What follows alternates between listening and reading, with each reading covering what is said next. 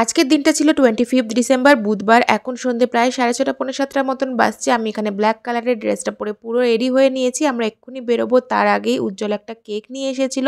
আজকে যীশু খ্রিস্টের জন্মদিন, তো সেই জন্য ওনার ছবি তো আমাদের বাড়িতে আছেই। তার সামনে কেক কেটে আমরা সবাই মিলে কেক খেলাম প্রসাদ হিসাবে। আর তারপরে চলে এসেছিলাম চার্চে। এটা হচ্ছে সার্জাপুরের চার্চটা। প্রত্যেক বছর ব্যাঙ্গালোরে এখানে থাকলে পরে ক্রিসমাসের সময় অবশ্যই এখানে আসি। এত সুন্দর করে চার্চটা সাজায়, চারিদিকে ঘুরে ঘুরে দেখছিলাম।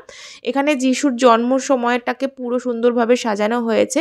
এই সমস্ত কিছু দেখে ফটো নিয়ে তারপরেই আমার এক বন্ধুর সাথেও দেখা হয়ে গেছিল।